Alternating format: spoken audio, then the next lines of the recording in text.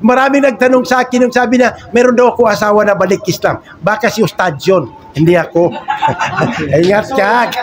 Nakasuli, ha? Tama yung about sa utang. Ngayon ginagawa ko, hindi na ako nagpapautang. Magbigay na lang. Kasi pautangin mo yan, matutuyang magsinungaling. Yes. Sa magutang idindebut.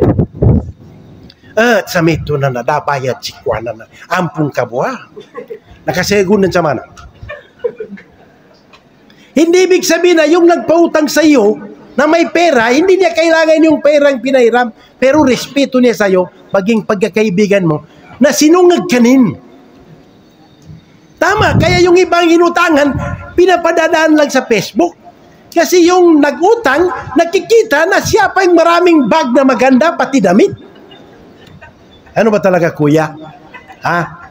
Yan ang problema. Kaya that is the reason why huwag ka sanang mag-Facebook kung may utang ka na ATM, Hong Kong, Boracay, ha? ATM, nasa Madina, tapos utang mo, hindi mo nabayaran. Mahirap. Pag namatay ka, delikado. Imagine yung sabi na, nandito kayo, nag-aten. Yung Crispito, malaking bagay yun na nakuha ko. Sa atin, piyapat tayo. Ano ko na minutang? Paliuno para kanar ni katalibur. Respeto lang. Kasi hindi mag-utang yan. That is the reason why sa isang hadith na ang wealth ano ng Allah para igawa sa da'wa pati ipautang sa tao.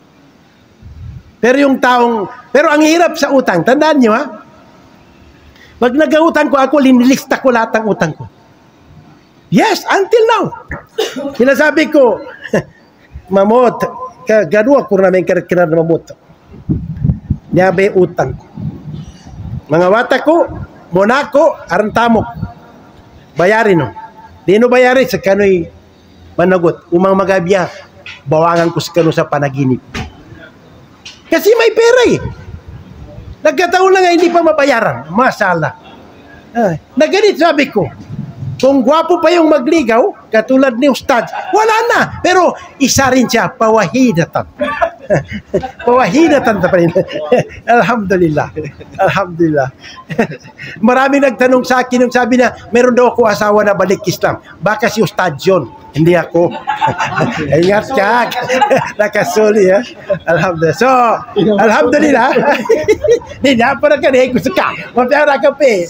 So, alhamdulillah. So, yung mga kuwan natin, alhamdulillah, itago to sa ginawa, yung mga lesson learned, natutuwa natin dito, kasi nakikita ko na yung attack and destroy, na yun ang ayaw ko, na sabi ng prophet, kung nandyan na yan, huwag na patagalin yan. Banatan na yan. Ha? Para kasi baka mauna yung Satan sa atin. So, sa muli, nandito si Ustad para magpaalam, sa Saturday uli. Subhanakallahumma hamdik, sarulailaan, astagfiruka wa atubu ilaik.